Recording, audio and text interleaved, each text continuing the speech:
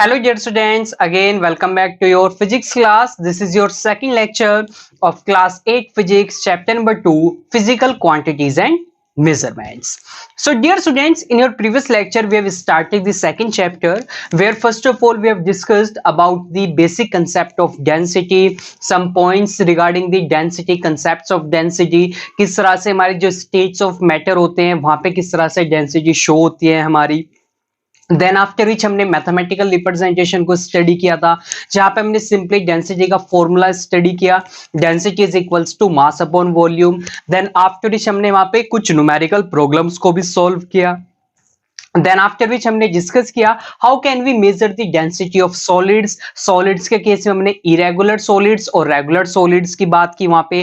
Then हमने irregular solids की वहां पे क्या किया, वॉल्यूम को मेजर किया by using the measuring cylinder and by using the eureka cans. Then after which हमने स्टडी किया how can we measure the density of fluids. Fluids के केस में हमारे पास लिक्विड्स थे और गैसेस थे, सो हमने फिर वहां पे लिक्विड्स की डेंसिटी को मेजर किया। देन आफ्टर विच हमने गैसेस की डेंसिटी को measure किया। So all these topics we have already discussed in your previous lecture.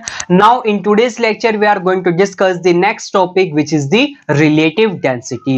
So देखिए दो टर्म्स आई हमारे पास, एक तो आई हमारे पास सिंपली डेंसिटी। डेंसिटी हमने पढ़ा कि is the ratio of mass and volume of the substance. जिस सब्सटेंस की हमें डेंसिटी फाइंड करनी है, अगर हम उस सब्सटेंस के मास और वॉल्यूम की रेशियो निकालेंगे देन हमारे पास उसकी डेंसिटी आ जाएगी। नाउ अब हम बात करते हैं रिलेटिव डेंसिटी की। What is relative density? Relative density होती क्या है सिंपली। सो देखिए यहाँ पे टर्म आ रही है हमारे पास रिलेटिव। रिलेटिव मींस यहाँ पे हम क्या कर रहे हैं, एक तरह से एक रिलेशन फाइंड कर रहे हैं। किसका? जो सब्सटेंस हमें गिवन है उस सब्सटेंस की डेंसिटी का, किसके साथ में? वाटर की डेंसिटी के साथ में। सो हम सिंपली यहाँ पे डिफाइन कर सकते हैं the relative density of a substance is the ratio of its density to that of water। Means जिस सब्सटेंस की हमें रिलेटिव डेंसिटी फाइंड करनी है देन वो क्या होगी, उस सब्सटेंस की डेंसिटी का रेशियो किसके साथ में? वाटर की डेंसिटी की साथ में। So like that, so from this definition we can simply write relative density as relative density of a substance is equals to density of the substance divided by the density of water. So this is the mathematical representation of relative density. Now dear students, हमने previous अभी discuss भी किया है that density is equals to, density किसके equal होती है हमारी? mass upon volume के इक्वल होती है। किसके इक्वल होती है? mass upon volume के इक्वल होती है। Now अगर मैं यहाँ पे क्या करूं, इस फॉर्मूले में हमारे पास जहां जहां पे डेंसिटी है अगर मैं वहां पे इस वैल्यू को पुट करूं, इस फॉर्मूले को पुट करूं, देन सिंपली क्या हो जाएगा हमारे पास? सो यहां पे हम पुट कर सकते हैं इसको एंड यहां पे पुट कर सकते हैं डेंसिटी को। सो हमारे पास रिलेटिव डेंसिटी क्या आ जाएगी? Relative density of a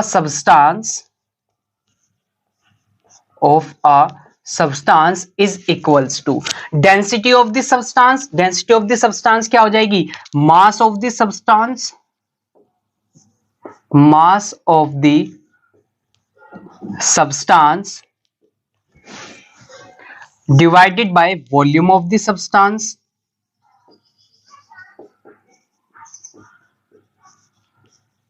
now अब देखिए डेंसिटी ऑफ वाटर हमारे पास नीचे डिवाइड में थी, सो अगर मैं यहाँ पे वैल्यू को पुट करता हूं देन उसको मैं कहां पे लेके आता हूं? ऊपर लेके आता हूं, देन वो मल्टीप्लाई हो जाएगी। Then I can simply write here volume of the water,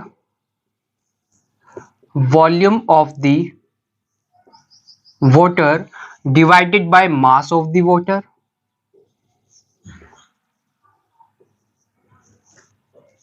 divided by mass of the water. So ये हमारे पास यहाँ पे क्या आ जाएगा? ये हमारे पास यहाँ पे रिलेटिव डेंसिटी का डेराइव्ड फॉर्मूला आ जाएगा। नाउ अब देखिए यहाँ पे मैं और क्या क्या चेंज कर सकता हूं। अगर मैं यहाँ पे सब्सटेंस की वॉल्यूम और जो वाटर की वॉल्यूम है इन दोनों की अमाउंट क्या ले लूं मैं? अगर सेम ले लूं, if, so I can simply write here if the volume of substance and the volume of water is same। सो अगर हमने यहाँ पे सब्सटेंस की वॉल्यूम और वाटर की वॉल्यूम दोनों सेम ली, देन आफ्टर विच ये दोनों क्या हो जाएंगी, एक दूसरे से कैंसिल हो जाएंगी, बिकॉज क्रॉस मल्टीप्लीकेशन में है और दोनों की वैल्यू क्या रहेगी, हमारी सेम रहेगी। सो देन सिंपली हमारे पास यहाँ पे रिलेटिव डेंसिटी क्या आ जाएगा, relative density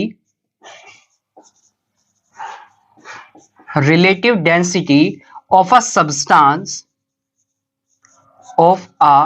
substance is equals to mass of the substance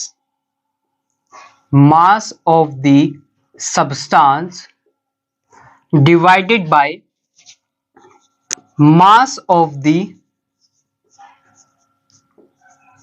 equal volume of water. So यहां पे मैंने क्या लिया, mass of the equal volume of water. It means जो हमने वाटर लिया है ना, यहाँ पे जिस वाटर का हमने मास लिया है उसकी वॉल्यूम किसके इक्वल थी, उसकी वॉल्यूम थी हमारे जो सब्सटेंस था उसकी वॉल्यूम के इक्वल। सो दैट्स व्हाई हमने यहाँ पे राइट किया और ये हमारे पास यहाँ पे क्या आ गया, this is the derived formula of the relative density of a substance। so देखिए हमारे पास यहाँ पे दो फॉर्मूलेज आ गए हैं, this is the first formula, so इसको हम यूज करेंगे and this is the second formula। now अब देखिए फर्स्ट फॉर्मूला कब यूज कर सकते हैं, अगर हमें सब्सटेंस की डेंसिटी गिवन हो और वाटर की डेंसिटी गिवन हो, देन हम उस सब्सटेंस की रिलेटिव डेंसिटी फाइंड कर सकते हैं by using this formula. But अगर हमें क्या गिवन हो, अगर हमें जिस सब्सटेंस की रिलेटिव डेंसिटी फाइंड करनी है, अगर हमें उसका मास गिवन हो और हमें क्या गिवन हो, हमें वाटर की इक्वल वॉल्यूम का मास गिवन हो, देन तब हम रिलेटिव डेंसिटी कैसे फाइंड कर सकते हैं, by using this formula. So these are the most two important formulas, because आगे न्यूमेरिकल प्रॉब्लम्स में ये फॉर्मूलेज हमारे क्या होंगे, यूज होंगे। सो आई होप आपको यहाँ पे दोनों फॉर्मूलेज अच्छे से समझ में आ गए हैं and the derivation of this formula, इस फॉर्मूले को कैसे हमने यहाँ पे डेराइव किया है। Now one more important thing here is that यहाँ पे कुछ हमारी टेम्परेचर की कंडीशंस भी होगी। सो लाइक दैट रिलेटिव डेंसिटी कब होगी हमारी, ये एट 4 डिग्री सेल्सियस। सो अगर हमारा टेम्परेचर क्या होगा, टेम्परेचर हमारा 4 डिग्री सेल्सियस होगा, देन तभी हम क्या कर सकते हैं, तभी हम किसी भी सब्सटेंस की रिलेटिव डेंसिटी को फाइंड कर सकते हैं। सो अगर हमें रिलेटिव डेंसिटी फाइंड करनी हो किसी भी सब्सटेंस की, देन हमारे पास ये क्या होनी चाहिए, ये हमारे पास टेम्परेचर की कंडीशंस होनी चाहिए। सो आई होप आपको यहाँ पे समझ में आ गए हैं दोनों ही फॉर्मूलेज अच्छे से। सो चलिए अब हम यहाँ पे कुछ न्यूमेरिकल्स को सॉल्व करते हैं, देन वहां पे आप इजिली फिर समझ जाओगे किस तरह से आप इन दोनों फॉर्मूलेज को अप्लाई कर सकते हो न्यूमेरिकल के अंदर और इजीली अपने न्यूमेरिकल्स को सॉल्व कर सकते हो। सो चलिए अब हम मूव करते हैं न्यूमेरिकल्स पे। So now dear students, let's discuss some questions, some numericals which are based on the relative density. So here the very first numerical given is the relative density of silver is 10.8. So relative density हमें given है silver की which is 10.8. Then after which if the density of the water is 1.0 into 10 to the power 3 kilograms per meter cube, then calculate the density of silver in SI units. So हमें यहाँ पे क्या करना है, हमें silver की density को find करना है।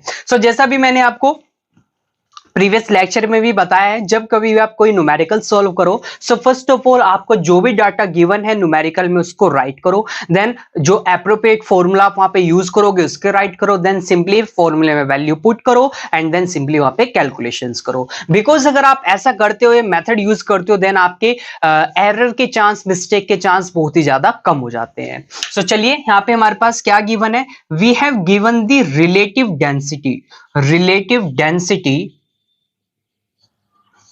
Of silver. सिल्वर की हमें यहाँ पे क्या गिवन है, सिल्वर की हमें रिलेटिव डेंसिटी गिवन है विच इज 10.8। नाउ अब देखिए यहाँ पे हमें कोई भी यूनिट गिवन नहीं है, यहाँ पे हमें रिलेटिव डेंसिटी ऑफ सिल्वर, यहाँ पे कोई यूनिट गिवन नहीं है। अब ऐसा क्यों है, बिकॉज रिलेटिव डेंसिटी की कोई हमारे यूनिट होती ही नहीं है। क्यों नहीं होती है, बिकॉज अभी मैं यहाँ आपको बताऊंगा सिंपली फॉर्मूले की हेल्प से आप पता कर सकते हैं यहाँ पे कि क्यों हमारी कोई डेंसिटी, रिलेटिव डेंसिटी की कोई यूनिट क्यों नहीं होती है। सो नाउ नेक्स्ट हमें क्या गिवन है, हमें गिवन है density of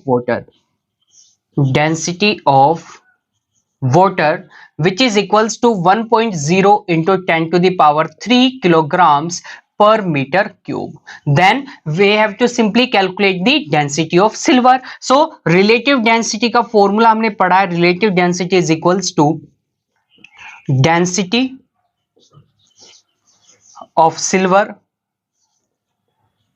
upon density of water. Density of water. So now देखिए डेंसिटी की यूनिट क्या होगी, ऐसा unit kilogram per metre cube. Density of water की भी ऐसा यूनिट क्या होगी, kilogram per metre cube. So ये दोनों एक दूसरे को क्या कर देंगे यहाँ पे, kilogram per metre cube and kilogram per metre cube. सो एक दूसरे को कैंसिल कर देंगी. दैट्स व्हाई रिलेटिव डेंसिटी की हमारी कोई यूनिट नहीं होती है. सो अगर आपसे कोई पूछे, सिंपली क्वेश्चन आ जाए, why relative density does not have any units, कोई भी वहां पे यूनिट्स क्यों नहीं होती है, देन आप simply with the help of this you can simply वहां पे अपने आंसर को दे सकते हो. सो नाउ चलिए वैल्यूज को पुट करते हैं फॉर्मूले के अंदर. सो हमारे पास यहाँ पे रिलेटिव डेंसिटी ऑफ सिल्वर की वैल्यू गिवन है 10.8 is equals to, density of silver हमें निकालना है. So density of silver upon density of water आपको गिवन है 1.0 into 10⁻³ kilograms per metre cube. Then simply क्या होगा, देन इसको हम कहां पे लेके आ जाएंगे, इधर लेके आएंगे. सो ये सिंपली मल्टीप्लाई हो जाएगी. So density of silver will be equals to density of silver is equals to 10.8 multiplied by 1.0 multiplied by 10⁻³ kilograms per meter cube. So 1 की मल्टीप्लाई जब हम 10.8 में करेंगे तो क्या आएगा, 10.8 ही आएगा. देन सिंपली डेंसिटी क्या हो जाएगी सिल्वर की, 10.8 into 10⁻³ kilograms per metre cube. So this will be the density of this silver. So ये हमारी क्या हो जाएगी, यहाँ पे सिल्वर की डेंसिटी हो जाएगी. So that's how you can simply solve this type of numerical. So I hope आपको यहाँ पे न्यूमेरिकल अच्छे से समझ में आ गया है. सो लाइक दैट इसी तरह से आपको न्यूमेरिकल्स अपनी एक्सरसाइज के अंदर गिवन मिलेंगे. सो आप उनको इजिली सॉल्व कर सकते हो. सो अगर आपको यहाँ पे अच्छे से समझ में आ गया है, सो चलिए अब हम मूव करते हैं second numerical. So second numerical को देखते हैं. So in the second numerical we have given the volume of a solid of mass 500 grams is 350 centimetre cube. सो एक हमारे पास सॉलिड है, सॉलिड का मास कितना है, 500 ग्राम्स है और उसकी वॉल्यूम कितनी है, 350 सेंटीमीटर क्यूब है. Then what will be the density of this solid, इस सॉलिड की डेंसिटी क्या होगी. Then after each what will be the relative density of the solid, उस सॉलिड की रिलेटिव डेंसिटी कितनी हो जाएगी. सो चलिए सॉल्व करते हैं सिंपली. सो हमें यहाँ पे क्या गिवन है, volume of solid. So volume of solid is equals to 350 centimeter cube and the mass of solid is equals to 500 grams. So density क्या हो जाएगी यहाँ पे हमारी सिंपली. So density हमने पढ़ा है क्या होता है, mass upon volume. Then this will be 500 grams upon 350 centimeter cube. Now 0 से 0 कैंसिल, 5 से कट कर सकते हैं, this will B 10 and this will B 7. सो ये हमारे पास कितना आ जाएगा, 10/7 ग्राम्स पर सेंटीमीटर क्यूब. सो जब आप इसको आगे सिंपली सॉल्व करोगे देन दिस विल बी, ये कितना हो जाएगा हमारे पास, this will be around 1.42 grams per centimetre cube. So ये अराउंड हमारे पास कितना आएगा, this will be 1.42 grams per centimetre cube. So this will be the density of the solid. So ये हमारे सॉलिड की क्या हो जाएगी, density. So this is the first part. Now second part. Second part में हमें क्या पूछा है, रिलेटिव डेंसिटी पूछी है सॉलिड की. सो रिलेटिव डेंसिटी का भी हमने फॉर्मूला पढ़ा है. So relative density of solid is equals to density of solid upon density of water. Now अब देखिए वाटर की डेंसिटी क्या होगी. सो हमेशा लर्न रखना, अगर आपको क्वेश्चन में वाटर की डेंसिटी गिवन नहीं है then on the basis of the units given of other densities of substances. जैसे कि यहाँ पे हमें अभी हमारे पास डेंसिटी आई है सॉलिड की ग्राम पर सेंटीमीटर क्यूब में आई है. सो हमेशा याद रखना, अगर आपको क्वेश्चन में वाटर की डेंसिटी गिवन नहीं है then this will always be, कितनी होगी वो, 1 ग्राम पर सेंटीमीटर क्यूब हो जाएगी। अदरवाइज अगर किलोग्राम्स में हमें दूसरे सब्सटेंस की वो डेंसिटी गिवन है, देन सिंपली वो हो जाएगी 1.0 into 10⁻³ kilograms per metre cube. So ये याद रखना, ग्राम सेंटीमीटर क्यूब में 1 होगी डेंसिटी वाटर की, और किलोग्राम पर मीटर क्यूब में कितनी होगी, 1.0 इंटू 10⁻³ हो जाएगी। सो ये दो वैल्यूज याद रखना हमेशा, बिकॉज समटाइम्स क्वेश्चन में आपको गिवन भी हो सकती है, अदरवाइज आपको ये खुद से क्या करनी पड़ेगी, खुद से लर्न करनी पड़ेगी। सो चलिए देखते हैं सब यहाँ पे कौन सी वैल्यू लेंगे हम इनमें से। हम लेंगे ग्राम पर सेंटीमीटर क्यूब वाली, बिकॉज हमारे पास यहाँ पे जो सॉलिड है उसकी डेंसिटी ऑलरेडी ग्राम पर सेंटीमीटर क्यूब में आई है।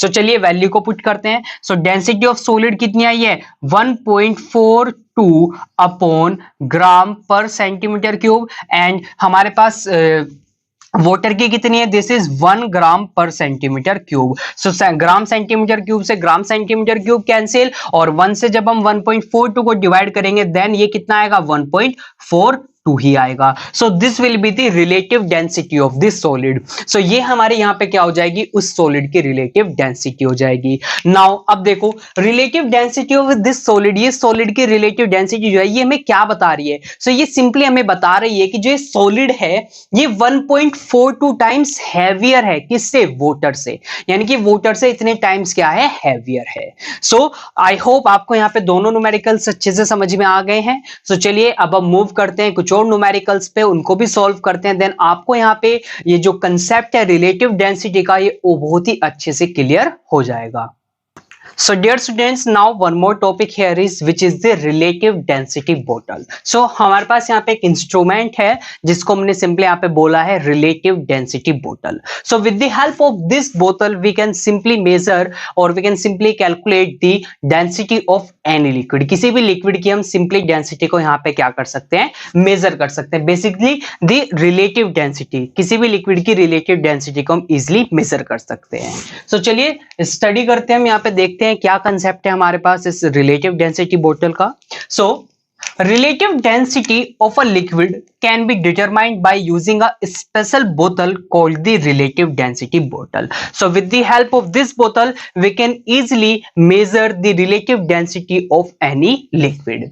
Now this bottle is also called the specific gravity bottle. So बहुत ही important है यहाँ पे आपके उन एग्जाम के पॉइंट ऑफ व्यू से, बिकॉज कई बार क्वेश्चन आ जाता है direct what is the other name of relative density bottle, then simply ये क्या होगा हमारा यहाँ पे specific gravity bottle.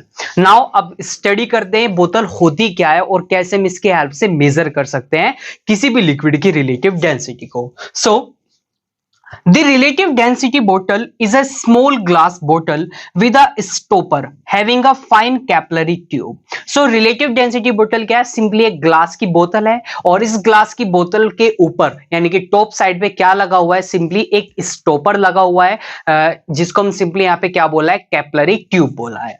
Now it has a fixed capacity. अब इस बोतल की हमेशा क्या रहेगी, फिक्स्ड कैपेसिटी रहेगी, यानी कि चाहे हम इसके अंदर कितना भी लिक्विड फिल कर ले, बट जैसे हम इसको ऊपर क्या करेंगे, उस स्टॉपर को, उस कैपिलरी ट्यूब को अटैच करेंगे, देन उसमें ऑटोमेटिकली क्या हो जाएगा, उस लिक्विड की एक फिक्स्ड कैपेसिटी हो जाएगी, यानी कि जो एक्सेस लिक्विड होगा वहां पे हमारा वो क्या हो जाएगा, वहां से ड्रेन आउट यानी कि बाहर निकल जाएगा। Now which is generally marked on the walls of the bottle, और जो उसकी फिक्स्ड कैपेसिटी है वो उसी बोतल के क्या जो वॉल होगी वहां पे क्या होगी, मार्क होगी, यानी कि इतनी कैपेसिटी है इस हमारी रिलेटिव डेंसिटी बोतल की। Now when the bottle is completely filled with a liquid and the stopper inserted, the excess liquid rises up through the capillary tube and drains out. So जैसे हम इस बोतल को completely किसी भी लिक्विड से फिल करेंगे and then after which इस stopper को insert करेंगे इस बोतल के ऊपर, then simply क्या होगा, उस कैपिलरी ट्यूब के थ्रू जो भी एक्सेस लिक्विड होगा वो सारा क्या होगा, वो वहां से ड्रेन आउट यानी कि बाहर से वहां से बाहर निकल जाएगा। Now this ensures that the bottle always contains a fixed volume of any liquid filled in it. So इससे क्या हुआ, जैसे हमने स्टॉपर को कनेक्ट किया, वहां पे इंसर्ट किया, सो एक्सेस लिक्विड बाहर चला गया वहां से। अब इससे क्या हुआ, वहां से इंश्योर कि जो वो बोतल है उसकी हमेशा क्या रहेगी, एक फिक्स्ड कैपेसिटी रहेगी। सो लाइक दैट हम क्या कर सकते हैं, इजिली यहाँ पे मेजर कर सकते हैं with the help of this बोतल the relative density of any liquid. So now चलिए, हमारे पास एक न्यूमेरिकल प्रॉब्लम है यहाँ पे जो सिंपली बेस्ड है हमारी रिलेटिव डेंसिटी बोतल पे। So with the help of this numerical आपको बहुत ही इजिली यहाँ पे समझ में आ जाएगा किस तरह से हम रिलेटिव डेंसिटी को मेजर कर सकते हैं किसी भी लिक्विड की। So now moving on to the numerical. Numerical पे move करते हैं. So here in the numerical, the mass of an empty relative density bottle is 24.5 gram. So हमें एक empty relative density bottle है, उसका हमें mass given है, which is 24.5 grams. Now its mass is 74.4 grams when filled with water and 87 grams when filled with a liquid. So now find the relative density of the liquid. So देखिए यहाँ पे concept को समझना ध्यान से, क्या हमें गिवन है, क्या हमें फाइंड करना है। सो हमारे पास एक खाली बोतल थी, एम्प्टी रिलेटिव डेंसिटी बोतल थी, उसका मास कितना है 24.5 ग्राम। सो यहाँ पे नोट करते हैं डाटा को। So mass of empty relative density बोतल which is equals to 24.5 grams. Now next हमें बोला है कि अगर हम इस रिलेटिव डेंसिटी बोतल को वाटर से फिल कर दे, वाटर की मैक्सिमम अमाउंट इसमें फिल कर दे, मींस जितनी भी मैक्सिमम हमारी कैपेसिटी होगी किसकी, रिलेटिव डेंसिटी बोतल की, उतना उसके अंदर क्या कर दे, वाटर फिल कर दे, देन जो मास होगा बोतल का वो कितना हो जाएगा 74.4 grams. So mass of relative density bottle when filled with water is equals to 74.4 grams. So इतना हमारा क्या हो गया, यहाँ पे मास हो गया है बोतल का। नाउ नेक्स्ट केस में हमने क्या किया, एक अननोन लिक्विड से बोतल को फिल कर दिया, देन उसका मास कितना हो गया 87 ग्राम्स हो गया। Now mass of relative density bottle when filled with liquid is equals to 87 grams. Now अब हमें क्या करना है, हमें रिलेटिव डेंसिटी फाइंड करनी है किसकी, उस लिक्विड की। सो रिलेटिव डेंसिटी फाइंड करने के लिए अब देखिए यहाँ पे हमें यहाँ पे डेंसिटी तो गिवन ही नहीं है उस लिक्विड की, सो कैसे फाइंड करेंगे हम। सो हम यहाँ पे यूज करेंगे सेकंड फॉर्मूला रिलेटिव डेंसिटी का, जो हमने पढ़ा है, relative density of a substance is equals to mass of the substance and the mass of the water of equal volume, mass of equal volume of water. So देखिए यहाँ पे दोनों की वॉल्यूम इक्वल होगी, हमारे वाटर की भी और लिक्विड की, बिकॉज हमने दोनों को कहां पे फिल किया था, रिलेटिव डेंसिटी बोतल के अंदर फिल किया था। और रिलेटिव डेंसिटी बोतल की क्या होती है, हमेशा एक फिक्स्ड कैपेसिटी होते हैं, इट मींस दोनों की वॉल्यूम क्या होगी, हमारी सेम होगी। सो चलिए अब यहां पे मास को फाइंड करते हैं। So mass of the liquid, liquid का मास कितना हो जाएगा, मास ऑफ द लिक्विड, उस लिक्विड का मास कितना हो जाएगा, this will be 87 minus 24.5। So ये क्या हो जाएगा, वहां पे सिंपली मास हो जाएगा किसका, हमारे लिक्विड का। Then after which mass of the water, water का मास निकालना पड़ेगा हमें। So mass of the water, water का मास कितना होगा हमारे पास, then this will be 74.4 minus 24.5। So ये हमारे पास क्या हो जाएगा, वहां पे मास हो जाएगा। सो चलिए मास को फाइंड करते हैं। देन दिस विल बी, ये कितना हो जाएगा हमारे पास यहाँ पे 87 and this will be 24.5। Then this will be 5, 6 में से 4 2 आ जाएगा एंड देन 8 में से 6, सो दिस विल बी 6.25, 62.5 ग्राम। सो इतना हमारा मास होगा किसका, उस लिक्विड का। नाउ अब फाइंड करते हैं किसको, मास of the water. So water का मास फाइंड करते हैं अब हम, कितना होगा, देन दिस विल बी 9 हो जाएगा, 13 में से 4 जाएंगे, then this will be again 9 and this will be 6 and 2 4। So this will be, ये कितना हो जाएगा हमारे पास यहाँ पे 49.9 ग्राम्स। सो ये हमारे पास यहाँ पे क्या आ जाएगा, this will be the mass of the water. So ये वाटर का मास आ जाएगा। नाउ रिलेटिव डेंसिटी क्या हो जाएगी, relative density is equals to mass of substance mass of liquid upon mass of water. So value को पुट करते हैं, this will be 62.5 grams and this will be, ये कितना हो जाएगा हमारे पास 49.9 ग्राम्स। ग्राम से कैंसिल, डेसिमल से decimal cancel, then this will be 625 upon 499। So now जब हम इनको सिंपली सॉल्व करेंगे देन हमारे पास क्या आ जाएगी, यहाँ पे वैल्यू आ जाएगी किसकी, रिलेटिव डेंसिटी की। सो चलिए सॉल्व करते हैं हम यहाँ पे सिंपली इसको आगे। So the relative density of the liquid will be, so जब हम इनको सिंपली डिवाइड करेंगे then this will be around 1.25। So 1.25 will be the density, relative density of the liquid. So जैसे आप इनको सिंपली यहाँ पे डिवाइड करोगे देन हमारे पास क्या आ जाएगा, हमारे पास यहाँ पे रिलेटिव डेंसिटी आ जाएगी उस गिवन लिक्विड की। सो दैट्स हाउ आप इजिली मेजर कर सकते हो the relative density of liquid with using relative density बोतल। सो आई होप आपको यहाँ पे अच्छे से कंसेप्ट समझ में आ गया है रिलेटिव डेंसिटी बोतल का, एंड अगर इसके बेस पे आपको कोई न्यूमेरिकल मिलता है देन आप उसको इजिली सॉल्व कर सकते हो। सो नाउ अब हम मूव करते हैं नेक्स्ट टॉपिक पे और स्टडी करते हैं एप्लीकेशंस ऑफ फ्लोटेशन। फ्लोटेशन की कुछ एप्लीकेशन को स्टडी करते हैं। सो बेसिकली हमारा कंसेप्ट बेस्ड है अगेन रिलेटिव डेंसिटी पे ही। सो चलिए मूव करते हैं नेक्स्ट टॉपिक पे। So now moving on to the next topic which is the applications of flotation. So सबसे फर्स्ट यहाँ पे मैं आपको एक कंसेप्ट सिंपली बताता हूँ फ्लोटेशन और डेंसिटी का, देन आफ्टर विच हम स्टडी करेंगे एप्लीकेशंस को। सो आपने देखा होगा सिंपली आयरन नेल को, सो आयरन नेल को आपने देखा होगा, सो जो आपकी आयरन नेल होती है, सो लाइक दैट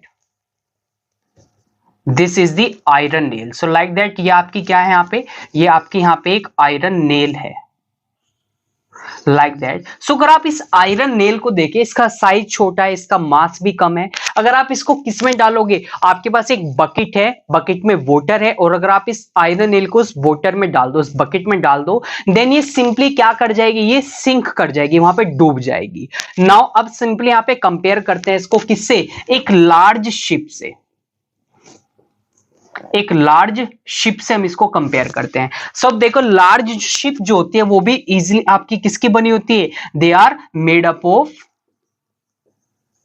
आयरन। किसके बनी होती है हमारी, आयरन की बनी होती है। और आयरन नेल है, ये भी किसकी बनी है हमारी, आयरन की बनी है। बट जो ये लार्ज शिप्स होती है, बड़ी शिप होती है, आप देखिए अगर हम इनका मास बहुत ज्यादा होता है, बट फिर भी ये सिंपली क्या करती हैं, ये वाटर में फ्लोट करती हैं। सो हम सिंपली क्या बोल सकते हैं यहाँ पे, फ्लोट्स ऑन वाटर। सो ये वाटर में इजिली क्या करती है, फ्लोट करती है। वेरेस आयरन नेल की बात करें तो ये क्या कर जाती है, सिंक्स इन वाटर, ये वाटर में पानी में क्या हो जाती है, डूब जाती है। सो क्या रीजन है यहाँ पे कि एक आयरन नेल इतनी छोटी सी है, इसका मास इतना कम है, ये सिंक कर रही है। और लार्ज शिप की बात करें हम, सो उसका साइज इतना बड़ा है, उसका मास इतना ज्यादा है, देन ये तब भी क्या कर रही है, फ्लोट कर रही है। सो क्या रीजन है यहाँ पे, so the reason behind this is the density.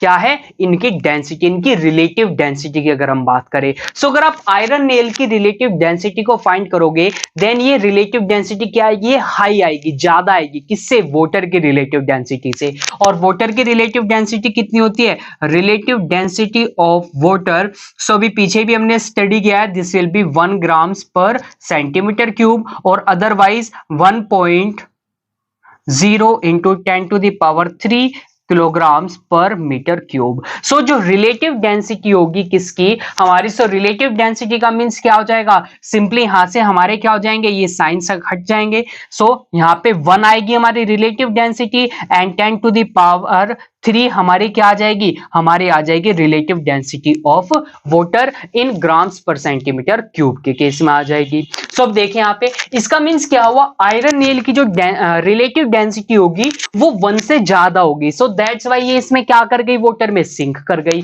और जो लार्ज शिप है हमारी, इसकी रिलेटिव डेंसिटी क्या होगी, 1 से कम होगी, सो दैट्स वाई ये इजीली फ्लोट करेगी। अब ऐसा क्यों होता है? बिकॉज नॉर्मली अगर हम बात करें लार्ज शिप है, सो इसकी वॉल्यूम भी तो बढ़ गई है वहां पे, और मास की अगर हम बात करें सो इसका कम मास है किसमें? इसकी पर यूनिट वॉल्यूम में। अगर हम इसको किससे कंपेयर करते हैं? आयरन नेल से कंपेयर करते हैं, बिकॉज आयरन नेल का क्या है? ज्यादा मास है इसकी पर यूनिट वॉल्यूम में। अगर हम इसको क्या करते हैं, मास देखिए अगर हम यहाँ पे आयरन नेल के पर सेंटीमीटर क्यूब में, सो वो ज्यादा आएगा किसके कंपैरिजन में? जितना मास कहां पे आएगा? हमारे शिप के 1 सेंटीमीटर क्यूब में। सो ये रीजन होता है यहाँ पे फ्लोटेशन का और सिंक का। क्यों कोई ऑब्जेक्ट किसी दूसरे, सिंपली वाटर की अगर मैं बात कर दूं, सो क्यों कोई ऑब्जेक्ट वाटर में फ्लोट करता है और कोई ऑब्जेक्ट वाटर में सिंक कर जाता है। सो नाउ अब हम मूव करते हैं एप्लीकेशंस में। So here the very first application is icebergs float in sea water. So आपने देखा होगा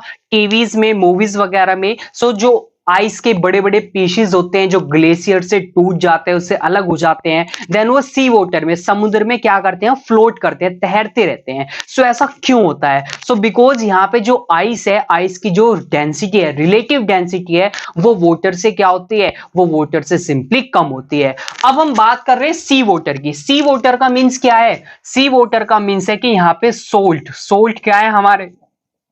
सोल्ट डिजोल्व्ड है, सोल्ट डिजोल्व्ड इन वाटर। अब देखें यहाँ पे, सो आगे आपको बुक के अंदर एक्सरसाइज में क्वेश्चंस भी मिलेंगे यहाँ पे। सिंपली अगर हम सिंपली वाटर की बात करें और सी वाटर की बात करें तो किसकी डेंसिटी ज्यादा होगी? Relative density. So sea water की रिलेटिव डेंसिटी ज्यादा हो जाएगी। क्यों? क्योंकि इसमें सोल्ट ऐड हो गए हैं हमारे, क्या हो गए हैं? सोल्ट ऐड हो गए हैं, जिसकी वजह से इसका पर वॉल्यूम, पर यूनिट वॉल्यूम में जो मास है वो क्या कर गया है? वो इंक्रीज कर गया है। सो आई होप आपको यहाँ पे समझ में आ गया है। नाउ जो सी वाटर होता है, सी वाटर की जो डेंसिटी होती है ये होती है around 1.02 grams per centimetre cube, और अगर मैं आइस की बात करता हूं देन ये अराउंड होती है 0.9 grams per centimetre cube. So these are the relative density और simply the density of ice and sea water. So आप देख सकते हैं आइस की डेंसिटी क्या है? बहुत ही कम है as compared to the density of the sea water. So that's why icebergs और सिंपली जो आइस होगी वो वाटर में क्या करती है? फ्लोट करती है। सो आई होप आपको यहाँ पे फर्स्ट एप्लीकेशन समझ में आ गई है। सो अगर आपसे यहाँ पे रीजन पूछे why icebergs floats on water, so आप इजीली उसको वहां पे रीजन दे सकते हो। Now moving on to the second. So second here is the objects made of wax float on water. अगर हमारे पास कोई वैक्स का बना ऑब्जेक्ट है और हमने इसको वाटर में डाल दिया, देन वो वाटर में फ्लोट करता है, उसमें सिंक नहीं करता है। सो क्या रीजन होगा? सो रीजन अगेन हमारा सेम ही रहेगा कि जो डेंसिटी है किसकी? वैक्स की या वैक्स के बने ऑब्जेक्ट की, वो लो है, वो कम है, किससे? As compared to the density of water. और वैक्स की अगर मैं डेंसिटी की बात करता हूं so it will be around 0.93 grams per centimetre cube. So ये वाटर से कम हो गई बिकॉज वाटर की कितनी होती है? 1 ग्राम पर centimetre cube. Now moving on to the third application. So it is easier to swim in sea water than in river water. So ये बहुत ही easy है, हमारे लिए आसान होता है कहां पे स्विम करना? सी वाटर में, अगर हम कंपेयर करते हैं उसको किससे? रिवर वाटर से। नाउ देखो डिफरेंस यहाँ पे क्या होगा। अब सी वाटर का मीन्स क्या है? इसमें सोल्ट डिजोल्व्ड है और इसकी जो डेंसिटी होती है 1.02 ग्राम्स पर सेंटीमीटर क्यूब हो जाती है। वेरेज अगर हम बात करते हैं किसकी? अगर हम बात करते हैं सिंपल वाटर की, सो रिवर वाटर है, सिंपल वाटर है, सो इसकी अराउंड कितनी रहेगी? 1 ग्राम्स पर सेंटीमीटर क्यूब हो जाएगी। सो यहां पे देखो 0.02 ही टाइम्स ज्यादा है, बट ज्यादा तो है। सो दैट्स व्हाई हमें बहुत ही इजी होता है सी वाटर में स्विम करना as compared to the river water. So I hope आपको यहाँ पे समझ में आ गया है अच्छे से। Now moving on to the fourth application. So in the fourth application, a ship loaded with cargo submerges more in river water than in sea water। जैसे कि हमारे पास एक शिप है, कार्गो शिप है। कार्गो शिप्स हमारी वो ships होती हैं जो सब्सटेंसेस को, बहुत सारे थिंग्स को थ्रू सी, समुद्र के थ्रू कहां पे लेके जाती है? एक प्लेस से दूसरी प्लेस पे लेकर जाती है। सो अगर एक कार्गो शिप है वो अगर सी वाटर से जा रही है देन वो क्या होगी? वो सी वाटर में बहुत ही कम नीचे जाएगी, यानी कि सबमर्ज पानी के अंदर जाएगी, और जो हमारा रिवर वाटर होगा वहां पे वो ज्यादा जाएगी। सो ऐसा क्यों होता है? बिकॉज सी वाटर की जो डेंसिटी होती है वो ज्यादा हो जाती है और रिवर वाटर की डेंसिटी क्या होती है? कम होती है। सो दैट्स वाई यहां पे क्या होता है, हमारी कार्गो शिप ज्यादा सबमर्ज करती है रिवर वाटर में as compared to the sea water. Now some more facts about hair water. अब देखिए वाटर क्या करता है, बहुत ही अलग अलग डेंसिटी की रेंज को शो करता है। लाइक दैट अगर सी वाटर है तो अलग डेंसिटी होगी, रिवर वाटर है तो अलग डेंसिटी होगी, वाटर कोल्ड है तो अलग डेंसिटी, कूल है तो अलग डेंसिटी होगी, और अगर वाटर आइस की फॉर्म में है तो फिर और कम डेंसिटी हो जाएगी वहां पे। नाउ अब जो वाटर की सबसे ज्यादा जो वो डेंसिटी को शो करता है, बेसिकली सिंपल अगर वाटर है हमारे पास तो वो करता है 4 डिग्री सेल्सियस पे। सो 4 डिग्री सेल्सियस पे जो डेंसिटी होगी वाटर की, at 4 degree Celsius density of water is 1 grams per centimetre cube. So normally जो वाटर होगा हमारा सबसे ज्यादा डेंसिटी को कब शो करता है, जब टेम्परेचर होता है 4 डिग्री सेल्सियस। अदरवाइज अगर वो सी वाटर है तो density 1.02 grams per centimetre cube हो जाएगी। सो आई होप आपको यहाँ पे ये सभी कंसेप्ट अच्छे से समझ में आ गए हैं, सभी एप्लीकेशंस फ्लोटेशन की। एंड जो यहाँ पे मैंने कंसेप्ट आपको बताया था कि क्यों कोई सब्सटेंस कोई ऑब्जेक्ट वाटर में सिंक करता है और कोई ऑब्जेक्ट वाटर में सिंपली फ्लोट करता है आपका। सो यहाँ पे इस कंसेप्ट में से यहाँ पे जितने भी हमने कंसेप्ट स्टडी किए, बहुत सारे क्वेश्चंस बन सकते हैं आपके डिफरेंट लैंग्वेज के। सो आई होप आपको यहाँ पे सभी टॉपिक्स अच्छे से क्लियर हो गए हैं जो भी आज के लेक्चर में हमने स्टडी किए हैं। सो नाउ आज के इस लेक्चर को हम यहीं पे फिनिश करते हैं and from the next lecture, lecture number third से हम बाकी के बचे रिमेनिंग टॉपिक्स को डिस्कस करते हैं। So okay dear students, thanks for joining this lecture and we will meet again in the next lecture.